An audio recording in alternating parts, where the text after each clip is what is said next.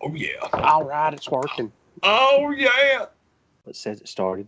Until I see like numbers going, I never know if it's actually doing it or not. Dude, I can dig it. That's good policy, man. It's phone on a delay. Or that clock, man. What? Hey, everybody. Hi, we're back. I think that'd be awesome if the news actually did that every night. Yes. Hello. That would be awesome. I always like that guy that's on the street. It's like, dude, I always enjoy that too, man.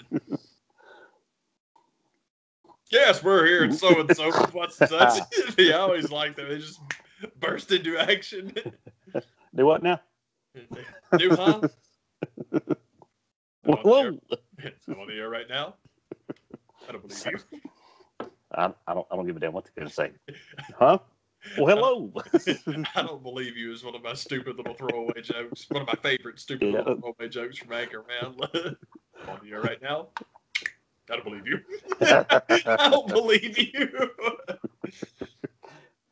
Garth, if I took some money out of my wallet, would that help ease the pain? I love that line too. I took some money out of my wallet. Yeah. Man, right off the bat, might as well just get it out of the way and just talk bullcrap about the end of the Braves game because it was bullshit. I sat here in my living room and yelled, but not really about how bad the call was, because it's bad. And you've got the two jackasses in the booth, not our guys. I don't mean to throw our guys under the bus, but I'll get to that. It'll make sense. You got the two jackasses in the booth defending the call, trying to defend the fucking call. Yeah. Then word comes down from on high that it's safe. Then we go to commercial. Then we come back. Oh, we have a new angle, and it's looking like maybe the home plate wasn't touched. Motherfucker, you had 4 angles that already showed you it wasn't touched. But you had a boss in your ear yelling at you, put it over, put it over, put it over. This is one of the reasons why I hate games on ESPN, because the people in the booth will make you want to pull your hair out because you know they're not that fucking dumb. They just say whatever they're supposed to say, and they're going to reverse course after the commercial. It's exactly what they did today. The other huge problem I have is that how often do we have this conversation? It's always a game on ESPN. They never just fucking end. There's always some horseshit controversy, a bad call, a blown replay. It's fucking fake. How anybody gambles on sports and thinks they're going to win is crazy. All you're gambling on is the whims of a TV executive, because that's literally what it comes down to. Instant replay. I said it before, I'll say it again. Instant replay was put into the game so they can take a step back, clear their throats, check with Vegas, and then find out what to do. Because, I mean, you saw today's a perfect example, and it's happened many, many times over in every sport imaginable. The call on the field gets made. Then you watch the replay. You can clearly see what happened, and then they make the call that has nothing to do with what you just saw. And it's like, this is fucking bullshit. These idiots aren't getting it wrong. They're told to get it wrong.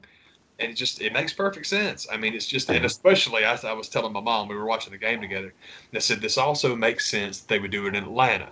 Because after everybody melted down on Chipper Jones night and threw all that shit on the field, now Atlanta's the zoo. So you come here to watch what those hicks down in the Peach State are going to do. Ha ha ha.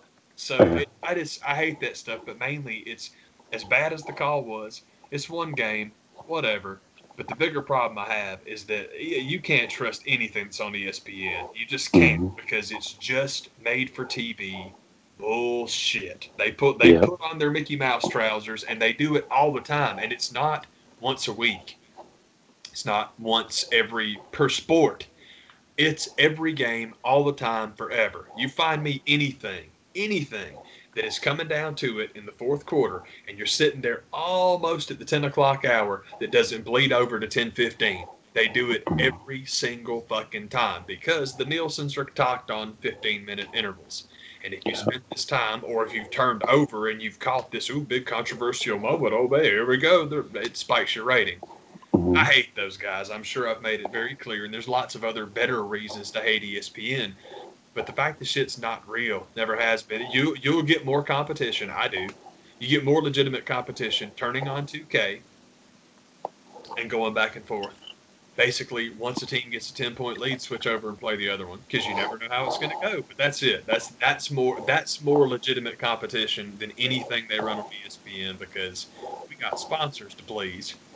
Yeah. This shit, I'm fucking furious about it because I'm just tired of my guys getting jobbed. But the thing was, the reaction from Snitker and the Braves dugout was the best because their reaction, honest to God, body language told me their reaction is, why in the fuck are we ruining this game by stopping things and going to the booth and watching a replay and taking forever to make a call when clearly you fucks aren't going to get it goddamn right anyway?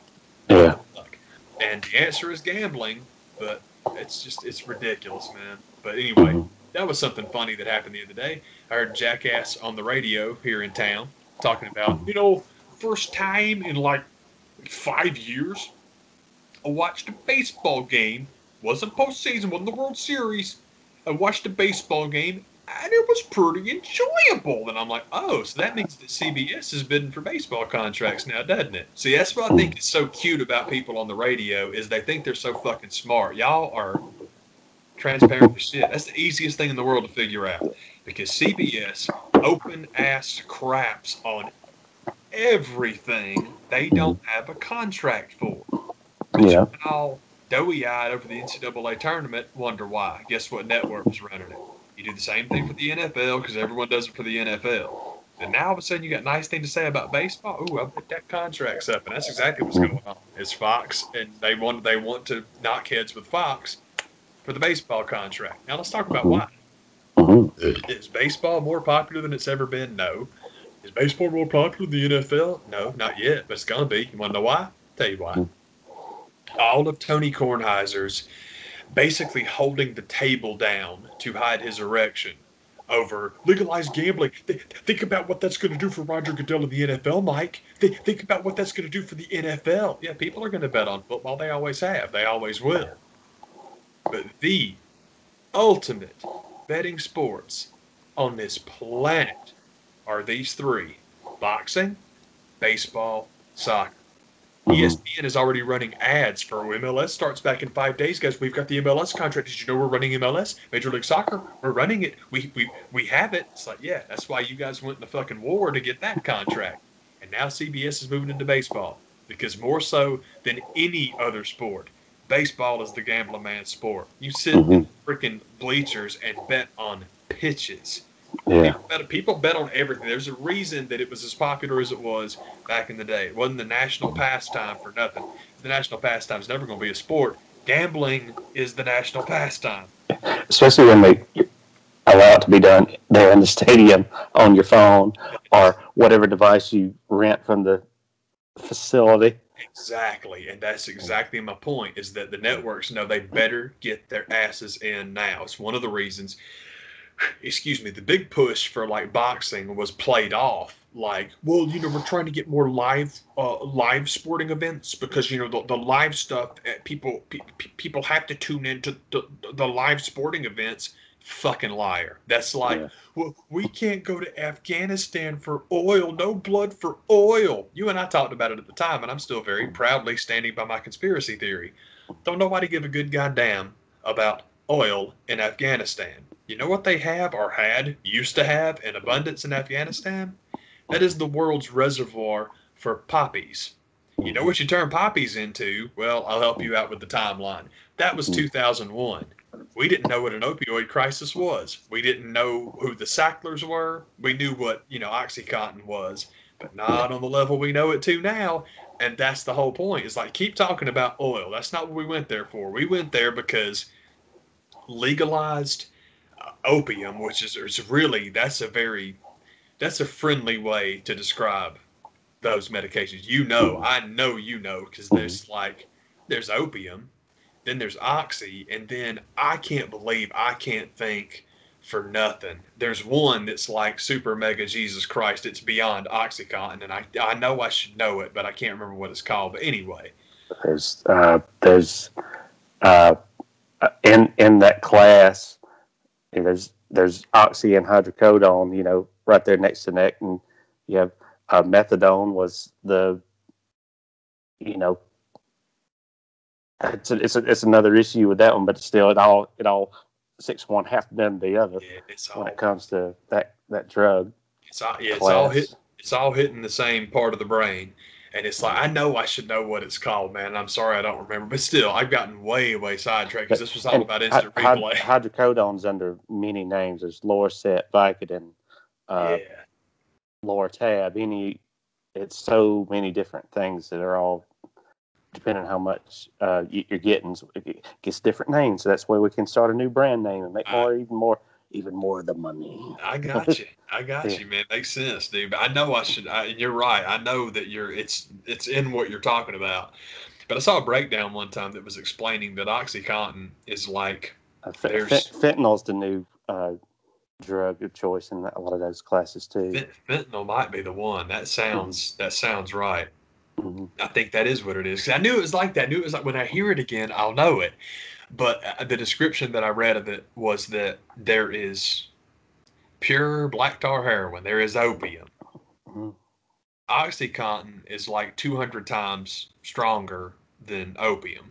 Mm-hmm. And I'm pretty sure it is fentanyl. I think that's right. I'm going to say it is anyway. Fentanyl is 40,000 times stronger than OxyContin. And I'm like, yeah, but people getting addicted to it, and you're so, wow, I'm shocked too. Yeah. I can't believe it.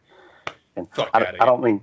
don't mean to refer to fentanyl as new. Fentanyl's been around for years and years, but fentanyl became public knowledge when Prince died of it. Yeah, that's what I was going to say too. Is like, yeah, I totally get what you mean. It's like we're talking about it now. Yeah. Yeah, I know. I hear you, man. Yeah. And that's my point. Fentanyl patches are the shit that people. I've heard stories of paramedics bring people in with this, and they find the shit in their mouth, Yeah, man. rolled up, all kind of places of the body. That just like it ain't supposed to go there, but you get higher when you put it there. So let's go on there. Mm-hmm. Anyway, we were talking about baseball replays. I'm sorry to get down the wormhole, but it'll make sense in a minute while I've got my conspiracy theory brain going. I'll get to that in a second. But yeah, that's my main thing is, yeah, it sucks for your team to get jobbed, but we've won some of those games too, and it sucks.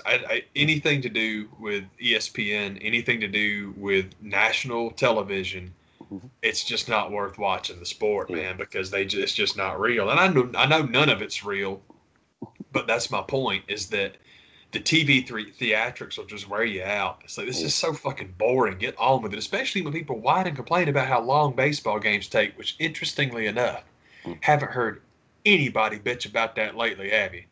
No. Because those contracts got dry. The contracts got signed and they got dry because all ESPN was trying to do was run the goddamn price down because it's all they ever fucking do.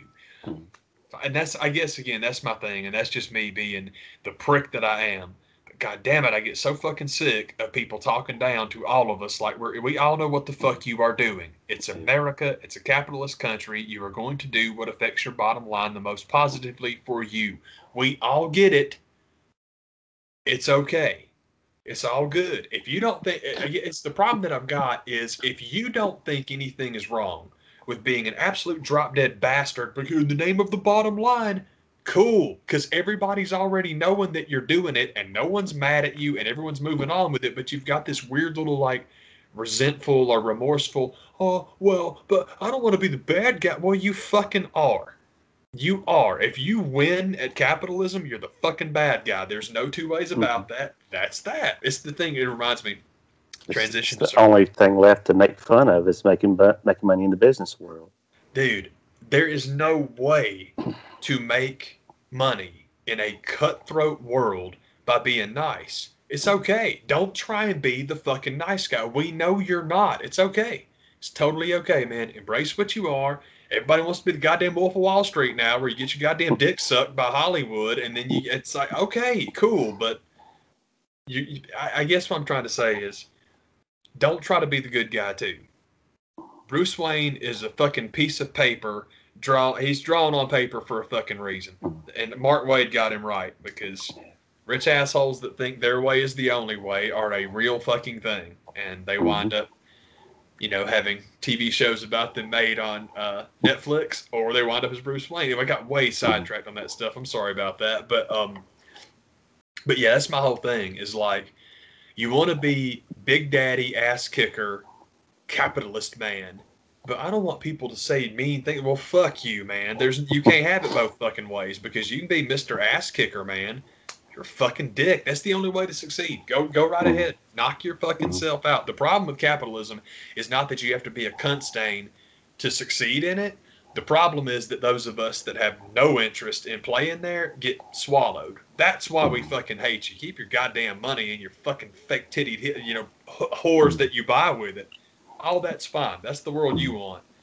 But that there's no off switch, that's the problem. That's why that's. And the thing is, I talk about it with capitalism because that's what I grew up with. Because the fact of the matter is, every economic system is cancer. Capitalism just happens to be what we've been diagnosed with. And having the Braves on a national game and to have a get called like that is another way to give them Braves and Brian Kemp what for? And for some reason, apparently everybody in the state's racist now, and I just want everybody to know that's not the case. Now, the interesting thing to me about this is interesting because you and I talk about this where it's weird to me what takes hold for political conspiracy theory and what it actually is. Yeah. Major League Baseball moved the All-Star game to punish Georgia and Brian Kemp because they're racist. How many Democrats do you think own Major League Baseball teams? None. Not one. Because Democrats there's a lot of fucking wealthy Democrats. But I assure you, Ivy League hardcore rhinos or Republicans, those are the people that own baseball teams.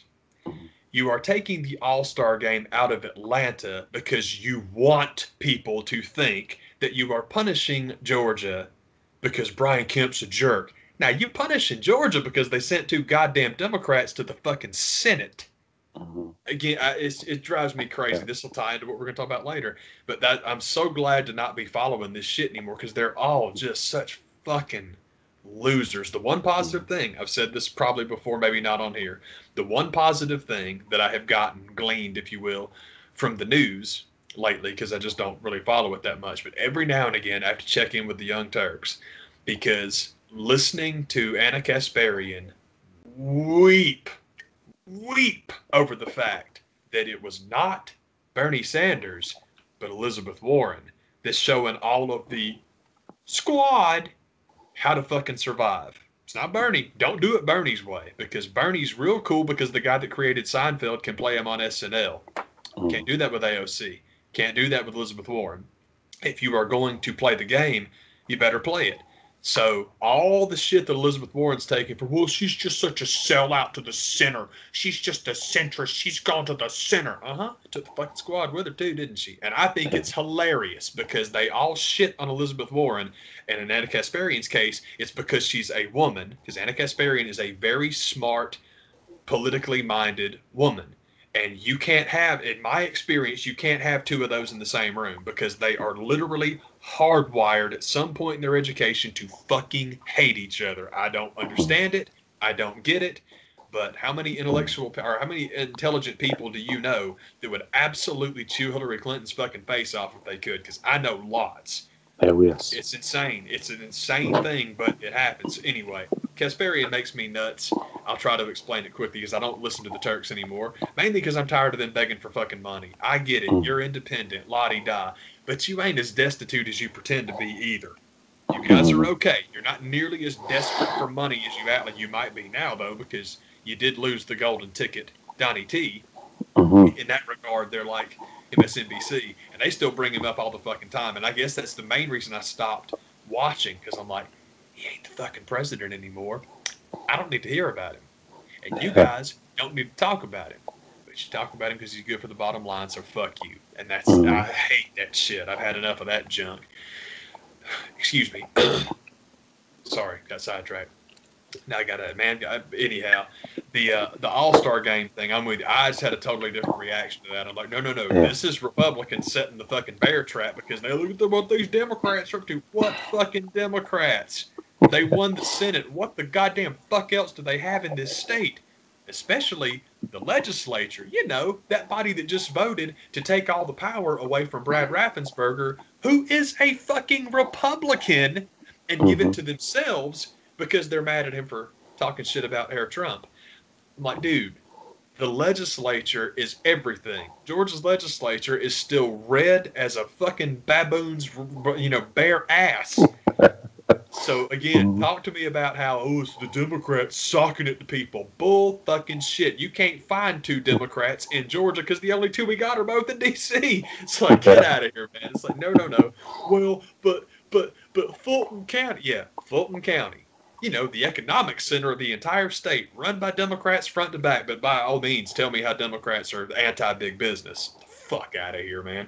That was something else, so real cute, talking about, well, I think, Georgia based businesses are going to have to make a statement and they're going to have to make a stand. I mean, you've got Delta and you've got Coca Cola, but you can stop right there. If you're Yeah. talking about Georgia based businesses making a stand and you've got Delta and Coca Cola, motherfucker, you're done. You're Yeah. fucking done. What are you talking about, man? Do you want fucking La Taqueria down the street to make a statement? Get out, y'all. If you don't live here, I guess you don't know, but the thing about Delta's not a big deal in Georgia. Delta's not a big deal in the United States of America. Delta is goddamn global. Are you fucking kidding me? Yeah. It's like, dude, y'all are crazy, man. Anyhow, that stuff is frustrating me a lot, obviously, but that's the whole point. Is like, now you won't hear anything about the All-Star game going away until Raphael and what's his fuck McGurk, whatever that idiot's name is, try to get Yeah. reelected. Then it'll be a huge deal, and it's like they know what they're doing, man. They're not stupid. Republicans are not stupid. They're not. Oh no. Oh no. One one thing similar to what we're talking about. One thing that I did do this weekend was I finally got Peacock to work. Sweet, yes, indeed. Somewhat. I didn't get it to work on the Roku. Even sent a nicely worded email to the good people at the Roku, and they were like, "We don't know what to do. Don't know what to tell you." I And I was like, "Right on." I sent an email to Roku that said it ain't working. I ain't working. And I had a pretty good idea that the Roku stick that I have is long obsolete. And I did get a response back that said, we noticed on your account that it is linked to whatever serial number Roku I have, that it wouldn't work anyway. In the email, you read a little bit further down, like, well, Peacock's not going to work on any things we have anyway. And I'm like, well, why did you tell me that from the get-go? Okay, so you trashing my classic. You trashing my Roku classic. Like I've done something, and it's like, would you like to upgrade? Okay, excellent. You still can't use it, but fuck you. Well, it's good. It's good that you did that. It's good that you did that. By the way, It still ain't working. it's still a big old FU to you. Anyway, enjoy Peacock on your computer. That's what I had to do. Is just, that's why you don't throw them, desktops or laptops away, because I was like, hey man, there's always a way around it. And yeah, my butt's numb, but I got it watched. I watched that junk, man. I'm in the know. I got that going for me. For real. So, man, Mania was, especially night one was a banger. I mean, it was just a really good show, and I just dug it. I was like, man, of all the WrestleManias that going into it, it's like, man, whatever. It was good. It was damn good. I thought it was kind of funny. Night one kicks off to a rain delay, and I was like, is this not fitting? After a year, a month, and 1 day plus of not being able to have live shows, we get one, and it's like downpour. And I know that they've had Manias in Florida before and had that ring constructed with the umbrella tarp thing. Guess what they didn't have set up this time? Exactly. And that's been my thing. People chuckling and laughing, having a real good time, especially at poor Mandy Rose, I think it was, busting her ass on the ramp. I thought if I was on Twitter, I would have sent Mandy Rose the tweet, because I'm still on a line from Fred Rogers when he was going out to drop the puck for the Pittsburgh Penguins game one night. And he had the story. He had it just in case I fell. He said I had a line ready. He said, everybody falls for the Pittsburgh Penguins. And that was my tweet for Mandy Rose. Everybody falls for you, baby. So it's all good. The thing I don't understand, and I guess I don't know, man. But I hear she was pretty upset about that. I hate it. I hate that she was. And this is the reason I don't understand. Is I'm guessing it's a whole bunch of fucking mouth breathers that have never seen a pair of wrestling boots. Guess what kind of tread they have on them? Zero. They fucking don't. Exactly. Yeah. So, I mean, the fact that they go down those ramps all the time, I don't mean to bring Donald Trump back up, but I want to for this particular thing, because when people were giving him so much shit when he was talking with, I think it was a Marine ceremony, and he was walking down the little incline, and the guy was kind of helping him. People gave him so much shit for that. Dude, dress shoes are slippery as fuck anyway. Oh, my word. So it's like, don't, I guess it falls under the category for me with Donald. It's like, there's plenty of shit to give this guy hell about. Don't pick the dumb stuff. That was just stupid, because it's like, I don't know what he's walking on. I don't know what kind of incline it is. I don't know nothing. But I guarantee you he's wearing a pair of dress shoes, and so that means he gets the pass from me, because that shit's hard. Same thing with wrestling boots. On any of those ramps, but especially with fucking water on it, because it's rained all day, man, fuck y'all, man. Leave her alone. I hate stuff like that anyway, because I'm surprised it didn't happen more. Me too. I was really nervous about, like, aerial stuff, because people losing their goddamn mind over Bad Bunny coming off the top. But I'm glad that he was okay. That's really cool, because again, I mean, the ropes were wet too, so it's like, hey, good job, man. Fucking Braun and Shane climbing to the top of that cage. I was like, man, that thing's been sitting up there in it. Yeah. And it's drowned. Man. I know they didn't have time to send guys out there with squeegees, you know. So I think when it came for Shane to do his little dive of all the work that Braun can get made fun of, much like Trump, he'll give you plenty of stuff to find fault with him for. But this was one of those that he's like really worked that really well. They were saying, the guys I was listening to cover it were giving Shane a little shit. Not shit. They weren't trying to be mean about it. They were honestly just being real. Mm-hmm. And it's like, oh, there's probably extra padding there because they're eyeballing that spot. I'm like, you goddamn think? You fucking think? Mick Foley was thrown off the top of the cage and went through a goddamn table. But he'll tell you, going through the roof and hitting the mat when it wasn't supposed to happen fucked him up way worse than the table did. Oh, yeah. So, yes, I don't like Shane, and I'm not huge on them gimmicking shit for him, because then people like Cornette want to lose their goddamn mind when Jericho does it. Here's a crash pad, y'all. Here's a crash pad. It's like, yeah, where do you think they got that from? Because I got news for you. It's one of the most famous. It's a smart thing to do. It's one of the most famous clips in the world. Go watch Shane McMahon try to jump on Kevin Owens when Sami Zayn pulls him off the table. And you watch how that table never hits the ground. Fuck you, man. It's like, don't blast guys for it if you're not going to go after your boy Shane.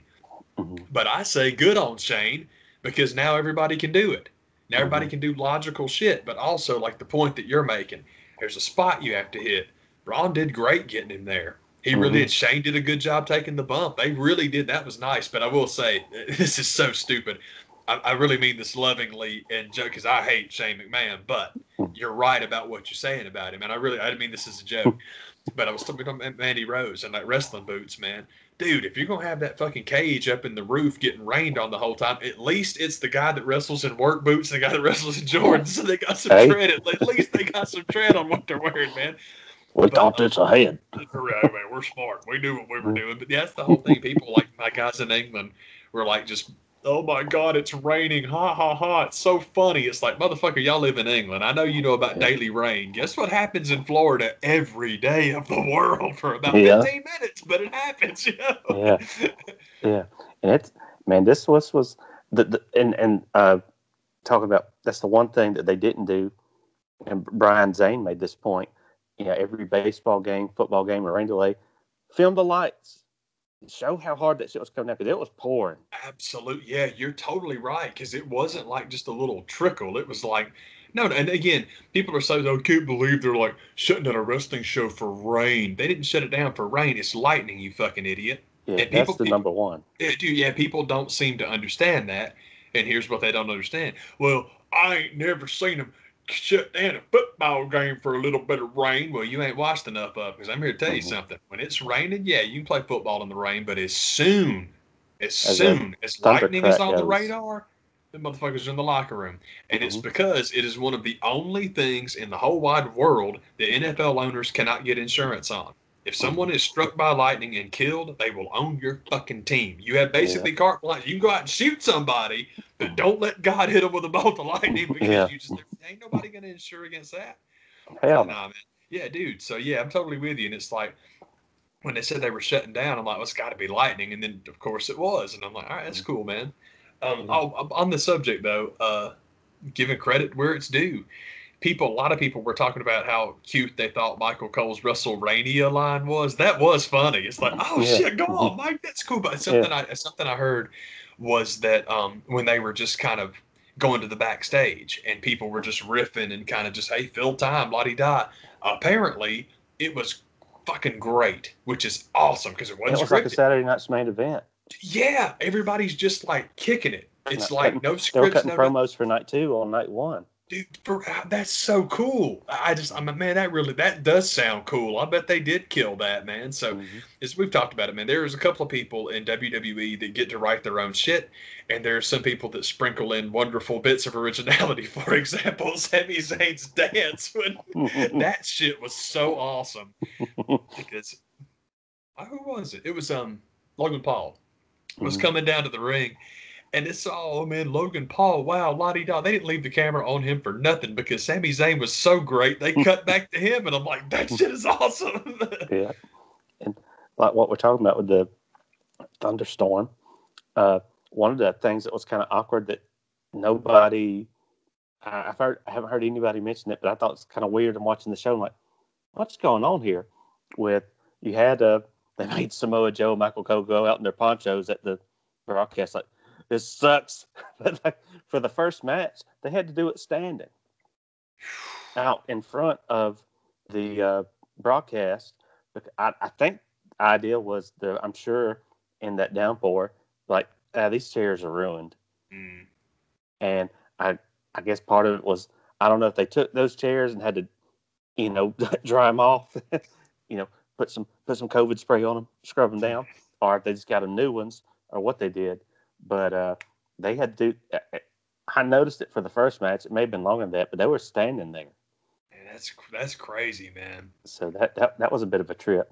And talking about Bad Bunny and everybody losing their crap over, oh man, Bad Bunny been down at the Capital Wrestling Center getting all his training in.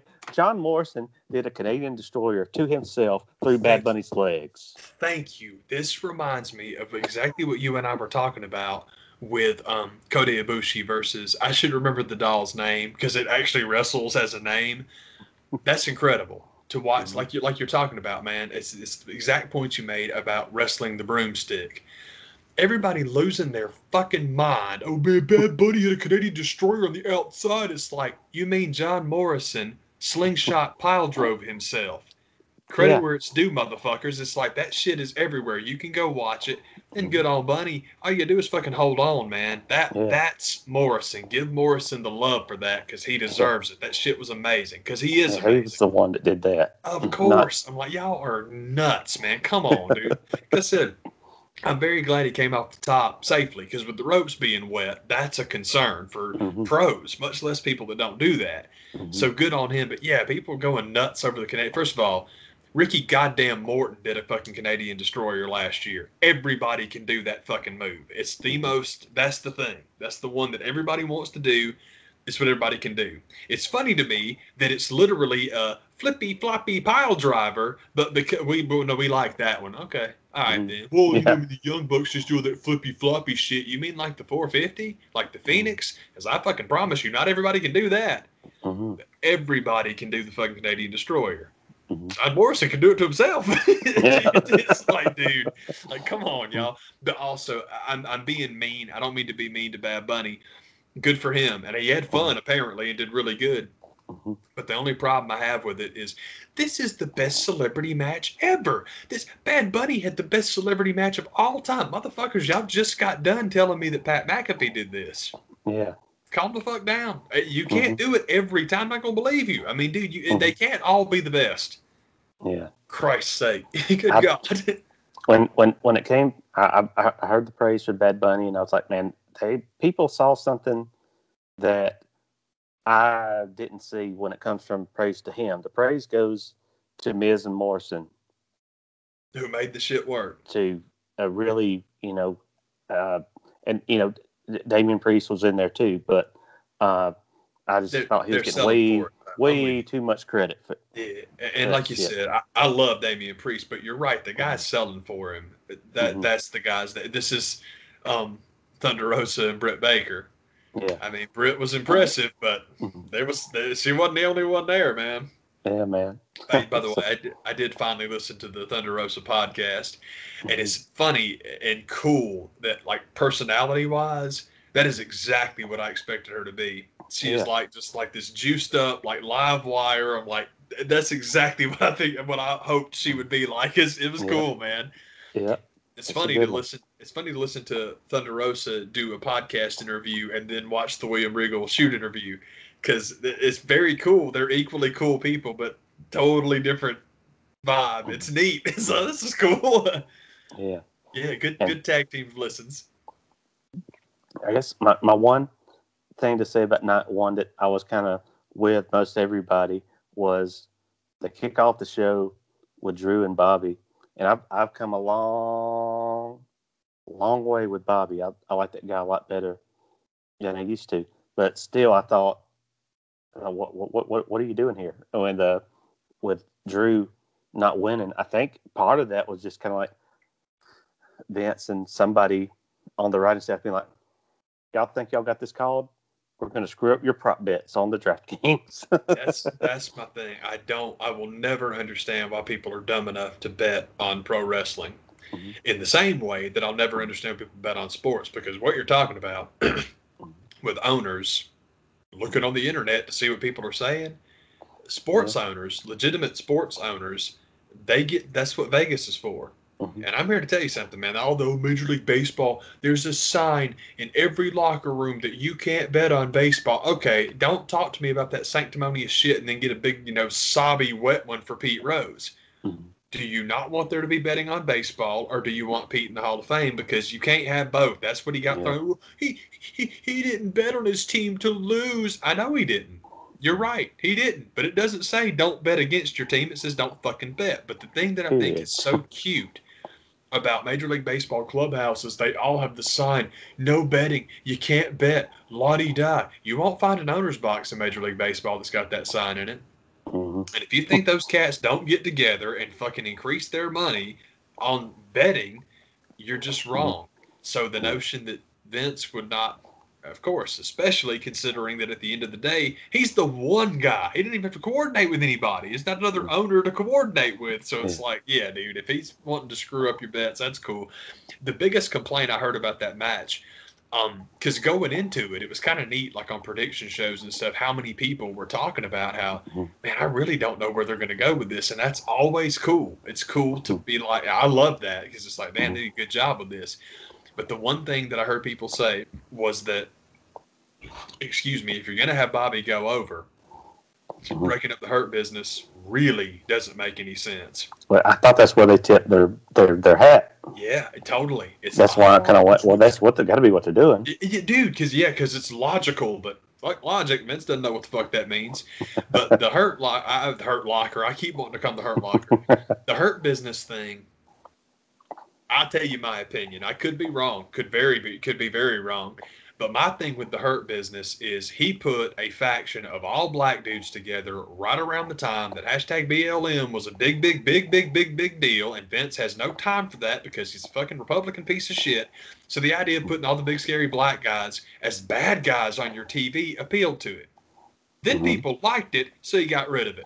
I like that. Yeah, find me something that makes more sense because nobody can figure anything out. I'm like, I'll tell you exactly why Vince broke the Hurt Business up, man, because it didn't go the way he wanted it to. And that's 2 in a row because he tried to do it with New Day, and people loved the New Day. It's like, fuck. So now, okay, well, we'll just still do punchline shit with them. But no, he was trying to make a political statement, and people liked it, and it's like, oh, fuck that. That's stupid. We're not having this. I like that mess. That's right. Yes. It's stupid. I mean, I guess a little bit of full disclosure when it comes to fantasy WWE predictions. I dipped my toe in that this year. I don't know why. Just something about it just makes me think, it'd be kind of fun because there are free options to do it. And that's where I did that. And going in to night 2, I was like, oh man, I'm doing pretty good because there were all these people ahead of me that had front loaded night 1, and I was like, I've still got Rhea Ripley and Kevin Owens going tonight. I'm going to slingshot past all of you. And that didn't happen. So I was like, oh, crap. Damn it. God. Oh, no, I'm stupid again. No, I suck again. So there's fun to be had with that. And I'll just say that. But getting us to night 2. And my big thing with night 2 was they kicked off with Randy Orton and The Fiend. And my review of the match is, if you can imagine their match at Mania 34 worse, that's what do we got? Yep. God. That's pretty much. My God, did they F that up? Pretty much what I read about it. It's, of course, cute's not the right word. Expected's not the right word. Inevitable. Of course Randy beat The Fiend, because he always does. But oh my goodness, is Alexa Bliss, is she the mastermind? Was it Agatha? I mean Alexa all along? What? I'm like, y'all are so goddamn pitiful. Fucking pathetic. And here's why. Wyndham Rotunda. I know y'all don't get it, because you got a big belly. That's your fucking guy. Yeah. You need to keep that guy as happy as you can because for everything he's doing right now, he is fucking Dutch Mantel, man. That guy will book you unbelievable. He's fucking Pat Patterson. That's the next guy. He's that good. And the fact that he has got the goddamn sinking Titanic known as Randy Orton, who has been, I mentioned it earlier, I'll say it now. Randy Orton has the charisma of a box of fucking Triscuits. And I'll prove it. They spent all this time, Cena. Oh, and Randy Orton too. But Cena, Randy Orton, Cena for 20 years. That's all we've heard. Then John Cena goes and makes a movie, and people in Hollywood are like, that's the goods. Well, Randy's made movies too, and people are like, yeah, there's the fucking door. No, thanks. Randy made movies for Vince. John's gone. So now we have to shift all of our John Cena dick sucking for 15 years into Randy. And it still don't work because he's boring as shit. But we put him with the best writer, best talker, best thinker in pro wrestling. With Alexa on the side to boot because we love her and Fox loves her, so there's that. So now you want her to be the lead character in the story. Well, I say, ha. And the reason I say that is because, boy, is this going to be real cute once Alexa vanquishes The Fiend, and then that's just her fucking character. And then you're all asking yourselves, well, it's weird. They don't seem to know what they're doing with Alexa Bliss anymore. It's strange. The story doesn't have, the interest that it once did. Yeah. Because, did you watch Roseanne after they fired Matt Williams?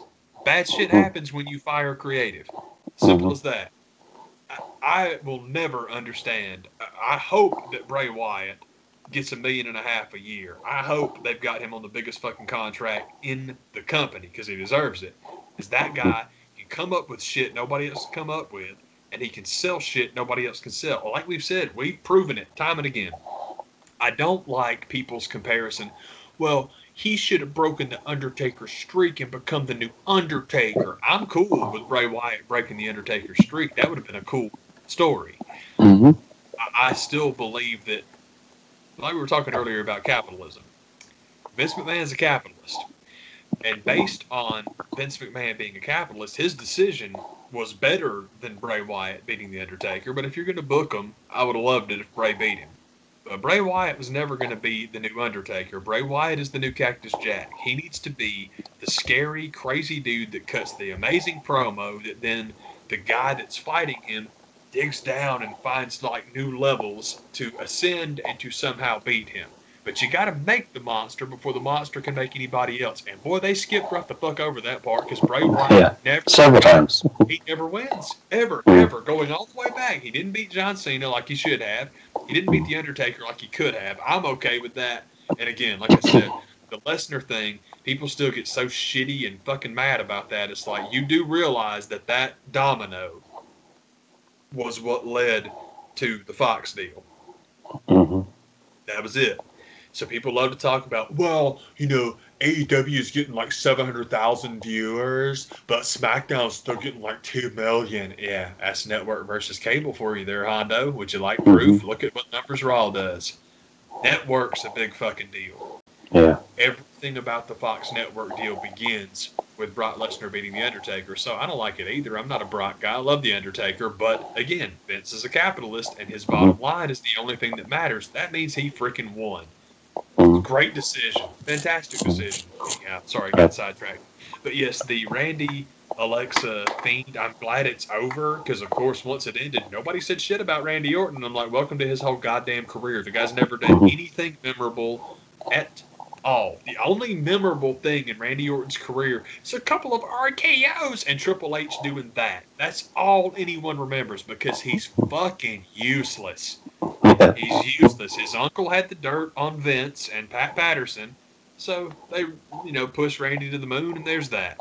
I believe that. That's what happened. Crap. I can't believe that was first. Jesus Christ. Yeah, that kicked us off, man. There was some other good stuff tonight. You had Sheamus and Matt Riddle beat the crap out of each other, which was fun. And I was pleasantly surprised by Apollo Crews and Big E. Yeah, I hate that Big E lost, but only because I'm biased. I don't know the story. The story might be better with Apollo winning, but I'm just like, oh, because I just like Big E. Yeah, they beat the crap out of each other. That's cool, man. So that made it worthwhile. Yeah. And then, man, it all led up to the 3-way title match. That I dug it. I dug it for the most part. Sweet, man. Had a good time watching. So that was Mania this year, but who won that 3-way? That was Roman. Yes, I knew it, and I very much hope that they took the IC off Big E to move him into that spot because Big E versus Roman, I think, would be staggering. When the match was going on, I mean, that's the feeling I got. I was like, if you put the title on Edge, what sense does that make? When you put the title on Daniel Bryan, it makes more sense for the feud going out of that match to be Edge and Daniel Bryan, and then you can move Roman on to do Big E or whatever they're going to do. So I think that's that might be more like a SummerSlam kind of thing, but still, that's seeds are being sown for that. I think. I like it. That's cool. And that not only does Roman win the match, he after Daniel Bryan is killed by Concerto. He's killed by Concerto from Edge. Edge is knocked out by a spear from Roman. Then he drags Edge on top of Daniel Bryan and pins freaking both of them. So I was like it. I like that booking. Hell yeah, that's cool, man. So I was like, right on with that one. So I dug something about that finish. Like, yeah, I like this. But speaking of the Undertaker and crazy stuff that WWE is doing, are you interested in some Undertaker non-fungible tokens?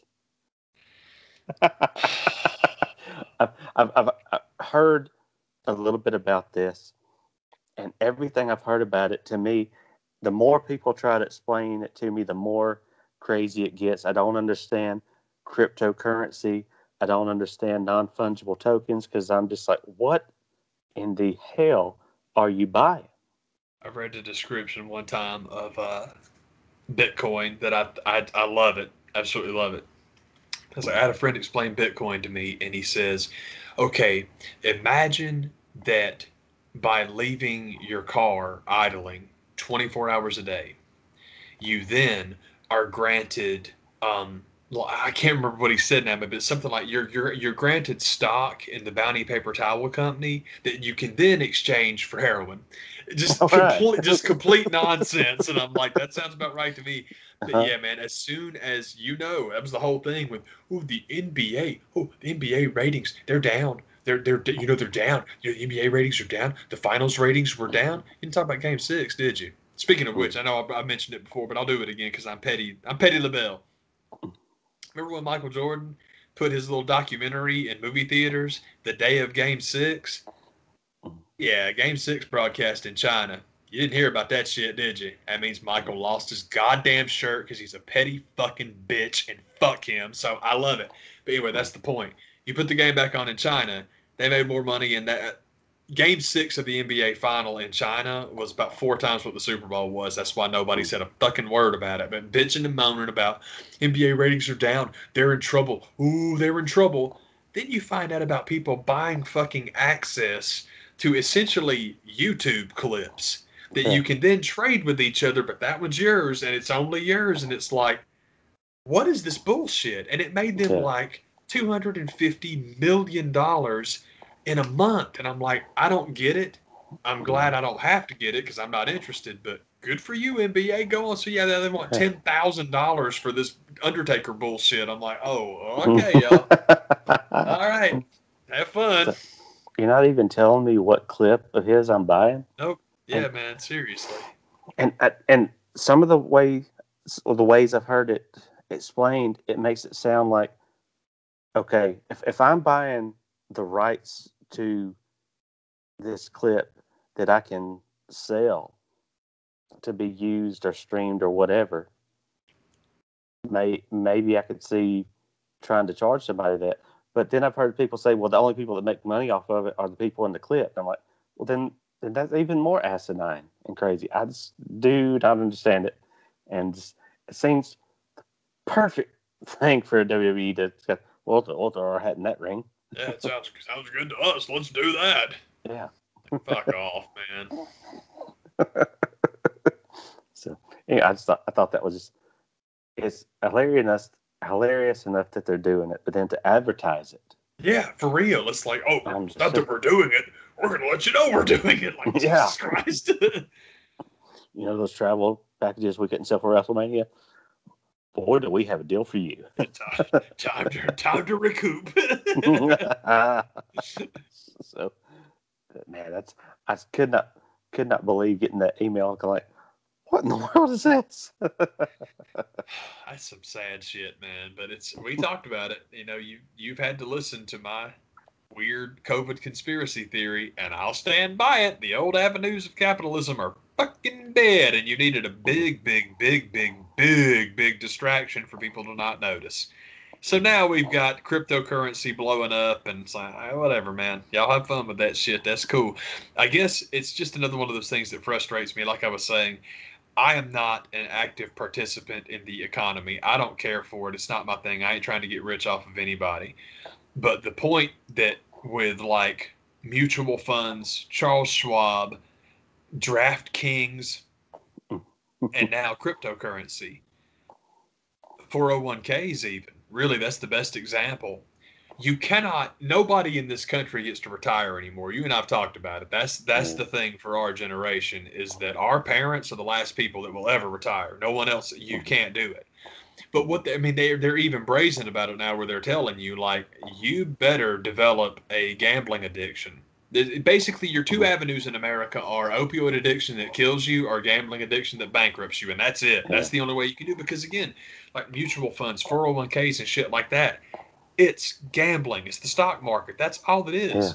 Stock market, when you go down and you see it's socially acceptable gambling. Thank you very much. That's the point I was going to make too, is when you go down to the little corner grocery store or bodega or any place. For somebody to win a lottery, that's like redneck white trash shit. But to win money in the stock market, well, that's just somebody that was smart. Absolutely. That's fine investing. That's good. That's why you need an education, son. No different. Yeah, no different at all. And to be honest with you, like you're talking about, man, you buy a ticket and you get lucky. That's cool. The people I'm talking about are the folks that stay in the gas station and do this all day. All day. We talk shit about those people all the time. They got their little cup, might as well be in Vegas, and they're just sitting there playing those electronic machines over and over and over again. That's the stock market, man. That's the Dow Jones. But again, like you said, there's no shirt and tie or Ivy League diploma or cocaine addiction. So that's trashy. It's like, fuck you guys, man. It's all the same fucking thing.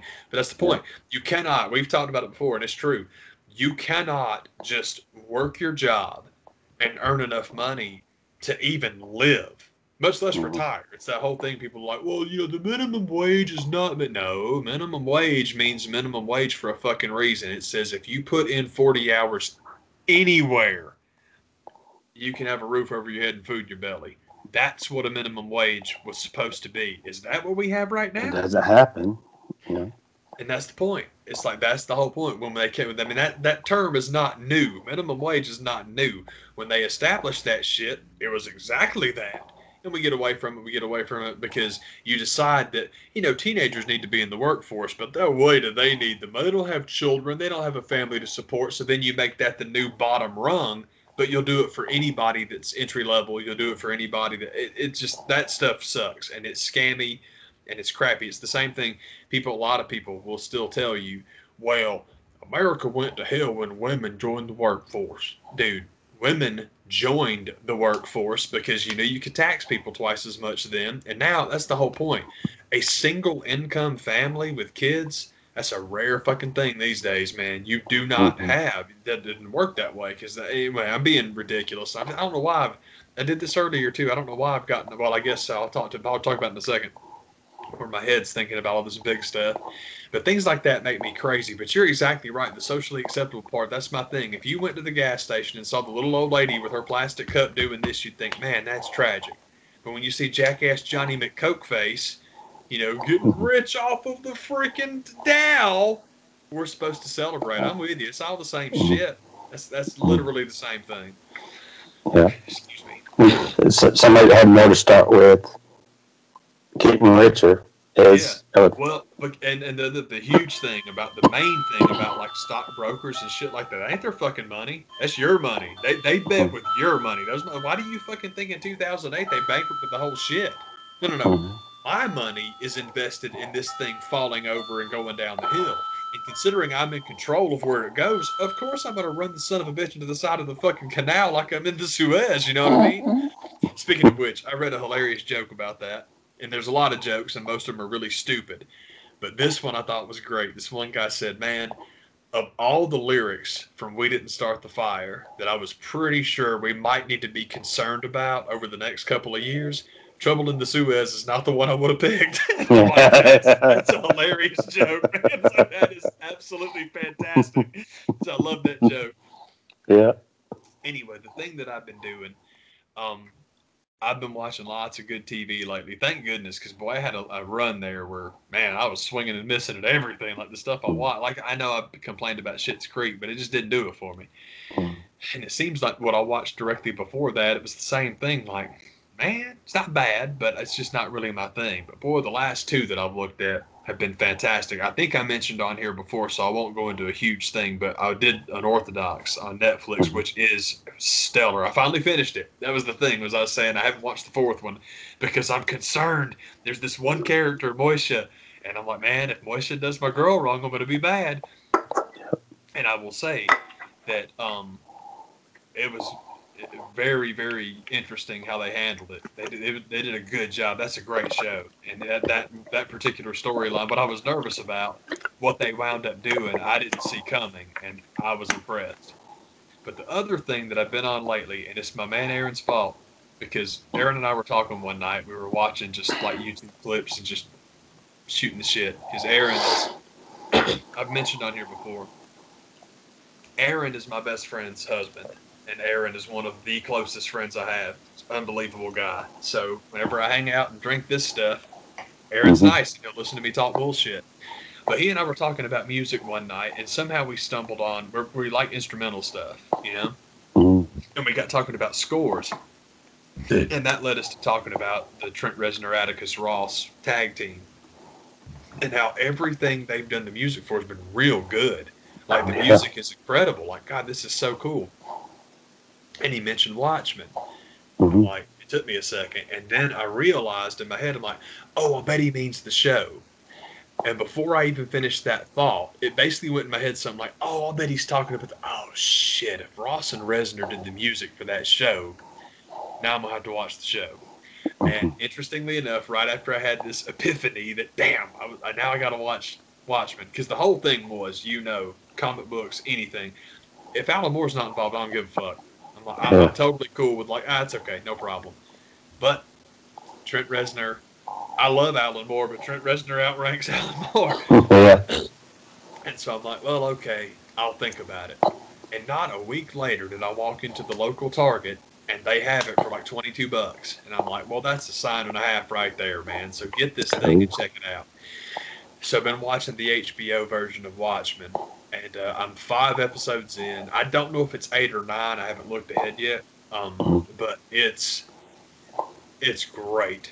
It's really, really, really great. And I'm very happy that I watched it. And it's fascinating. I don't want to talk about it too much because I haven't finished it yet. But when I finish it, we'll discuss it more. But anyway, that was my point. Is I guess that's why my conspiracy theory brain and talk crap about the economy and things like that. I guess that's why I'm all venomous and loud and being a jerk, because I've been watching that stuff. And I'm like, it's so good though. But that is, I can tell you this without ruining anything.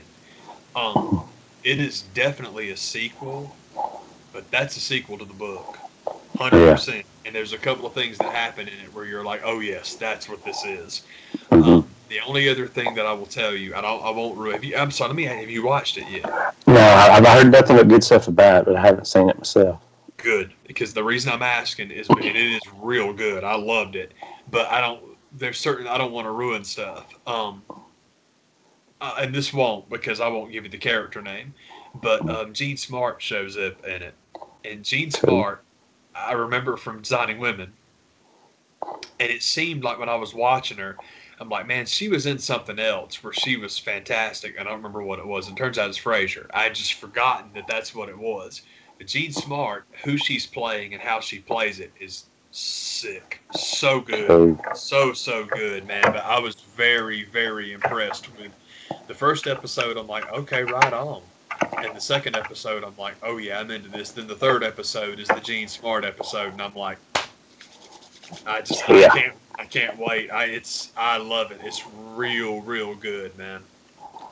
Cool. Hell yeah. That's one of those. It's on my list of stuff to get to. I just haven't mentioned it. Oh, it's all good. Yeah, man. There's no rush. That was the only reason I was asking is because I don't want to start. Oh, and then this and la-di-da and woohoo, because I don't want to do that. Yeah, man. Because it's one of those ones. I know you and I talk about this, man. That every now and again, a lot of the stuff that I don't know, maybe it says something about our taste, or maybe my taste. I don't mean to throw you under the bus with me. But a lot of the stuff I'm real into never gets spoiled, man. It's not hard to stay away from it, because it's like, I don't know anything about this show except that it came out. And I'm like, wow, that's Jean Smart. Holy crap. So, right on. Right on. Oh, he's right on. Speaking of which, man, my brother did send me a damn stick. So I've been watching that clip over and over again, man.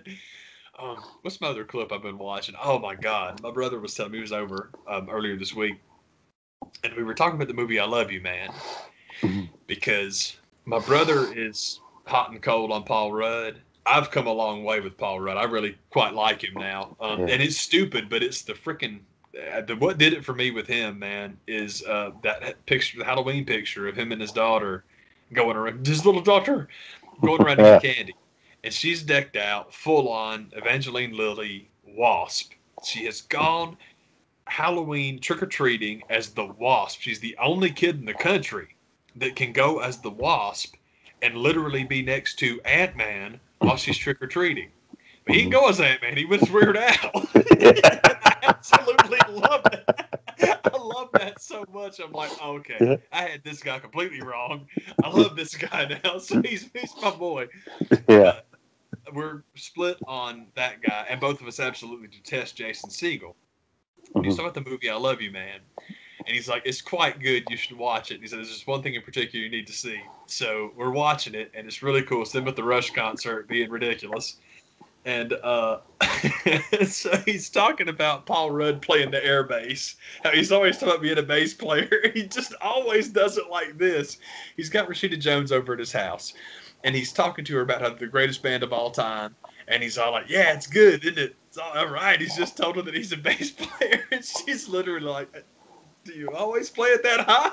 And for some reason, that shit cracked me up because Paul Rudd sticking his hand up. It's like, that was the first thing I noticed, too. So then they wrote a joke. I loved it. You always play it that high? I love that shit. It cracked me up. Now I got to watch the rest of the movie because I'm like, yes, this is great. I'm going to love this. And also Rush are in it, so how can I not watch it? Oh, man, I got to at least give it a look. Oh, dude, seriously, man. It's fun. It's this one scene where he gets up on, I don't know, man. I'm not sure it was intentional or not. Don't get me wrong. The reaction's what I'm not sure. I'm sure it was because it's a close set and all that stuff. But they're like freaking out because they're at the Rush show and they're both huge Rush fans. And, Jason Segel's like 6'6". He's huge. So Paul Rudd winds up getting on Jason Segel's shoulders. And for some reason, I'm convinced that they went to a stage shot because Alex Lifeson is reacting to it. He's just kind of like, what the fuck? It's just so awesome that you get Rush in the movie. Like, what the fuck's going on over here, man? That's awesome. What's up with this mess? Holy shit. Heck yeah, man. Man, I think I've got the last thing I'll mention because I probably shouldn't because every time I do, they lose. But, man, the Hawks did it again today, man. Hawks had a huge lead in the first half. Charlotte came back and beat the crap out of us in the third quarter. Get to the fourth, and the thing that's crazy about it, rolling. dude, it's insane because on top of everything else today, Gallinari and Trae Young sat out. Neither one of them. And don't get me wrong, Charlotte didn't have their star either because LaMelo wasn't out there. But no Trae Young, that's a very different Hawks team. So what you're doing is you're putting a lot more responsibility on Brandon Goodwin, who played out of his mind, and Sweet Lou Williams. I know I'm biased because he's back in Atlanta and he's from here and he played here for us, and now we got him back. I pick on this guy a lot, but he deserves it because the only reason Skip Bayless and the national media started shooting up rockets over Pat Bev, Patrick Beverly, the lockdown defender, Pat Bev, y'all only talked about him because he talked shit about LeBron. Like that guy Paul Pierce, who just got his ass fired because people can say all they want. Well, I think that's a little ridiculous that he got fired for a video where, he's like drinking and, smoking and hanging out with, like dancers. I don't think he should have got fired for that. He didn't get fired for that. He got fired because LeBron is hurt. And literally his only job at ESPN is talk shit about LeBron. LeBron's out, so are you. They would have fired him for anything. Yeah. Don't think for 1 second that Paul Pierce got fired because he hangs out with dancers, with strippers. Particularly when you consider that when Paul Pierce holds up his left hand, there's nothing on it. There you go. Married guys look at strippers all the time anyway, but holy fucking shit. If you are not married, ain't nobody mad at him about that shit. Fuck you. You're kidding yourself. It's because his pet project is on the sideline and ESPN will save some money. That's literally all that happened there. But anyway, I got way sidetracked. I'm sorry. But all that creation about Pat Bev, yeah, Pat Bev. Y'all fell in love with that nickname. And you love the fact that Patrick Beverly is ML Carr and will talk a whole bunch of shit while he's on a team where he really doesn't have to do that much. But of the guys that aren't the guys for the LA Clippers, oh, Sweet Lou was the one. You can have Patrick Beverly, or you can fucking clone Patrick Beverly for all I care. Sweet Lou Williams. Watch what Lou's doing in Atlanta. It's amazing, man. Lou Williams is the same brain as far as like what he adds from a veteran standpoint. He's the same dude as Rajon Rondo. He's just at the 2 instead of the 1. It's the only reason that the Clippers made the trade, because they needed the 1. Because Patrick Beverly can't fucking run the 1. So they get Rondo. They're better off. We get Sweet Lou. We're better. Dude, come on. That is awesome. I love that. And they went crazy. The other big thing as far as like the eye pop and stuff.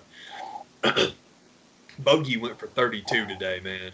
32. And I think that I might be wrong. I think 7 of them were free throws. I mean, he was hitting everything he put up. And if you get 30 points and you get 9 of them from the line, that's cool. That's the way it should be, man.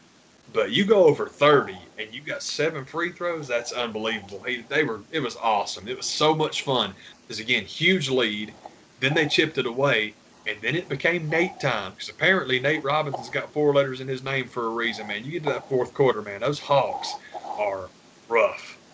It's so impressive. They are just, I say it every week, but it's because it just keeps it stays the same. I am so impressed with what they're doing right now. Again, no Collins, no Hunter, no Cam Reddish, today no Gallinari and no Trey, and they still won. Like, come on, y'all. This is awesome, man. Heck yeah, man. It's that good stuff. Yeah, brother, it is, man. That's what I'm talking about, man. Oh, there was something from night 1 I wanted to mention. Oh, I wanted to complain about night 1. Just real quick. I'm sorry. It's something we talked about earlier. I'll be done in a second. And it's not a complaint because I'm really happy that Bianca Belair is the champion. I love that. But it's what I complained to you about earlier, and I'll try to make it quick. It's the frustration that I have with, Sasha Banks is 0-6 at WrestleMania. Well, all that means is you missed 5 opportunities to give her a win that you should have given her. And to make her the champion that she should have been, so that then the only thing that could have made Bianca's win yesterday a bigger deal is if she beats somebody that's actually established as a champion. Yeah. Everybody knows Sasha Banks is as good as anyone in the company. She's fantastic, but y'all have never booked her that way, and it sucks. And now it sucks for 2 people, and that's a crappy thing to say. But like I said, my main thing with that match was I thought Bianca's emotion in the ring. I loved that. I know Cornette's having a goddamn aneurysm about it. He's got to keep eating turkey, can't show people, and she's out there. Oh, I'm so lucky to be here. It's 2021. Wrestling fans love that shit. We love it. We know it's not real. They're not out there trying to kill each other. Get the fuck over it, you fucking old man. God damn. Yeah. We like that stuff. It's cool. So I thought that was quite neat. And then they both straighten their ties and go to work, and Sasha heals it up like a motherfucker to where when Bianca beats her, everyone's thrilled that she beat her heel ass, and it's like, this is great. That's real cool. So I want to end that way, because I don't mean to trip on the mat. I'm glad Bianca won. I'm glad people are so happy. It's just the one thing I would have changed is somewhere along the way, Sasha would have had a real nasty fuck you heel victory at WrestleMania as the champ. And then it would have meant even more. Like, damn it. Yeah. That was definitely a good one to go back and watch. Night 1 4 and the other one for night 2 that I kind of overlooked. I didn't overlook it. I forgot to mention it. But man, Rhea Ripley and Asuka is worth a look at. I love it. That's the other one where the thing with that one is I don't know if they could have done the build that I wanted them to do. Because it seems to me that you and I talked about it whenever it was all like, oh, it's Charlotte and Rhea. And don't get me wrong, I'm not going to throw Charlotte under the bus, and everybody goddamn hates her. Like, they still, on Wrestle Talk, they still piss and moan about the Omni Flare. It's like, motherfucker, she's not on the card. What the fuck do you want? Yeah. What do you want? She's not on the goddamn card. Shut the fuck up. So I don't understand why they're still pissing and moaning about it. It's like, she's not even fucking working. Stop it. Yeah. But I hated her being in that match, too. Because as we talked about, I thought a three-way for the NXT title between Ripley and Belair and fucking Asuka would have been the shit. That would have been Yeah. amazing. Especially if a year later you're going to have Ripley and Asuka going at it again for the Raw title. Because it's cool that Rhea beat her, but how unbelievable would that shit have been? You go in there for the NXT title and Asuka beats both of them for it. Because she's Asuka and she's unkillable and unbeatable in the NXT ranks. Along the way, again, write all this shit down, man. It would have been amazing. Along the way, you have Bianca Belair beat Asuka for the NXT title. Then you have Rhea want her revenge, and it's like, we got shit to settle from a year ago as far as WrestleMania is concerned. You took my title then, I'm coming to take yours now, and then you do exactly what you just did. Yeah. It's stupid to say all this stuff, but again, it drives me nuts because they do not plan anything ahead, and it's like, it's all right there. Everything I'm saying now has got nothing to do with changing what you've done. It's just making what you did better. Mm-hmm. And it was all right there for you. But at the same time, I don't know. I don't know if that was possible or not. But still, I heard that it was quite good. I'm glad that Rhea won because that's just neat. And Asuka is Christian. Asuka's gonna fucking be around. It doesn't matter. You can take the title off over today. As soon as anybody goes stale, you'll put it right back on her because she's great. Yeah. Excuse me. Yeah. That's what I'm talking about, man. Yeah, hell yeah. Y'all, thank you for watching. And if we happen to have anybody watching the show that lives in Nepal, Happy New Year. My neighbors are from Nepal, and they've been partying for 2 days. And I got hooked up because they're unbelievably sweet and wonderful neighbors. And my man Sam came down with like just plates of food. Damn. Plates, because they every time they have a big party, they hook us up because they're the best neighbors in the world.